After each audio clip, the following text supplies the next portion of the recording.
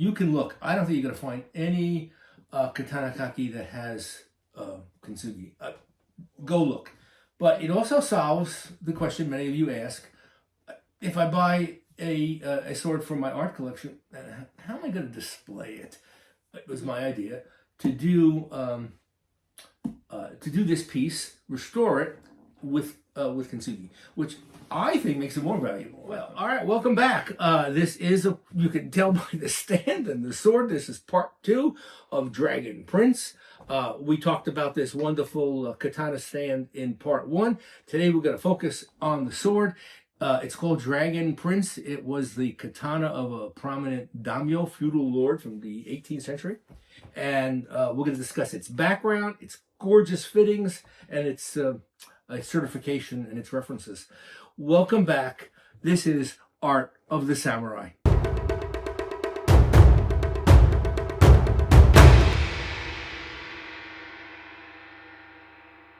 All right, well, let's get right to it. Let's get the stand out of the way. Beautiful piece of art. But now, we're going to discuss the swords, which, as one viewer wrote, can we stop talking about everything else and just show the sword? Well, sometimes we do talk about other things, and I know from the comments from the rest of you that you enjoy that also. All right, so we got a lot to talk about with this particular sword. Am I forgetting? Yes, I guess I am. This is part 2, so I have to repeat the whole rigmarole. Welcome everybody who's new. Check out our website, american-samurai.com, american-samurai.com. Don't forget the dash. Dash is important. Check out our previous episodes, especially check out the previous episode to this one, and also our samurai shorts. Oh, don't forget to press comment, subscribe. Of course, we need you to subscribe so you keep getting these things. You don't miss a wonderful episode.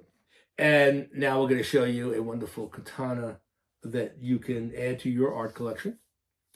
As I've said previously in previous shows, almost all of my viewers and people who purchase swords from me are first-time samurai buyers. They are art collectors because we are promoting the samurai sword as fine art to a Western audience. That's my mission. And if you see my website, it explains all of that. All right, so we've got a lot to talk about with this particular sword. You always like when anything I show you has been referenced in famous reference books and so on. That's true this one too, which is why I bought it. First of all, it has dragon fittings. I love dragon fittings. It has comes with full NBTHK certification. It comes, as always, with all my swords, a book. Again,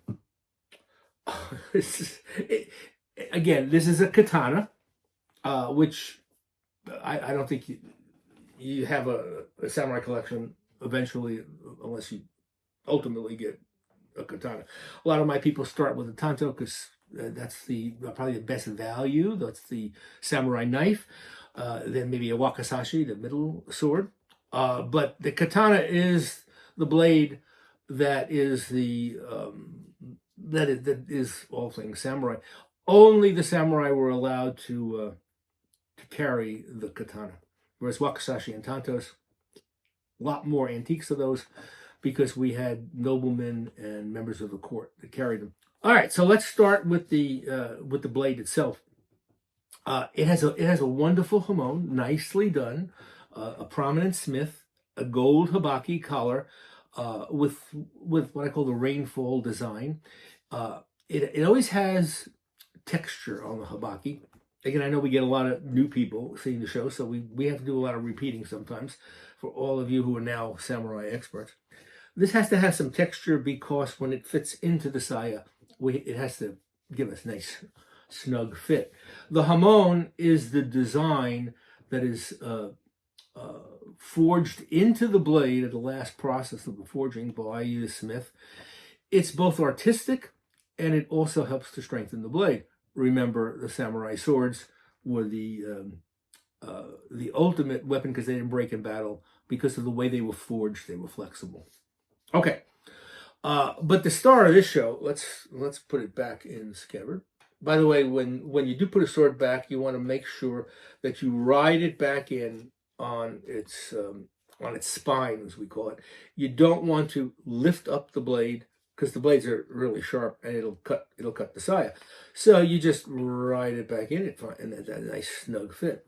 What we have here is the dragon motif, the fushi kashara, which are the fittings on either end of the handle, are done in a beautiful, detailed, engraved dragons. And these are dragons in the air with beautiful clouds behind them. The tsuba is called Nambam, and I said to you before that included with this sword. And we'll have the sword on the Buy Antiques portion of our website within 24 hours. I'll also include the book. This is the kind of the Bible on sword guards by the guy who has written several books on sword guards, Gary Murtha, and it's mentioned in here. It's a classic motif. The book describes the history of it. This is one of the finest examples of it. It's Sukashi design, which means you take a piece of iron, solid piece of iron, and they do this lattice work engraving in it. Really difficult to do. Beautiful vines, and it's always two dragons right around the edge of it. Gorgeous. The fittings are extra large. Excuse me. The fittings are extra large. They're double, triple the size of normal fittings. You know, to really appreciate the work on the tsuba, you have to understand that this is a solid piece of iron that has been delicately carved in this lattice design. It's just absolutely a work of art. It's absolutely gorgeous. And then inlaid on top of it are the two gold dragons in what's called the Nanbam traditional design.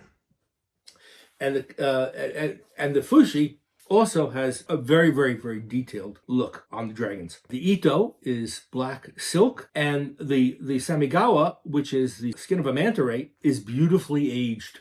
It comes when it's new in pure white color, and then over the centuries, it gets this really nice patina.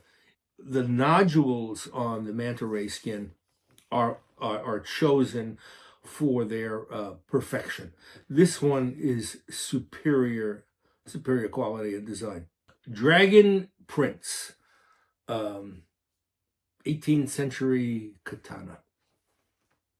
Thanks for watching. Check out all our past episodes, and do check out the preceding episode, part 1 of this, which talked about one of the most unique sword stands you'll ever see. Thanks for watching.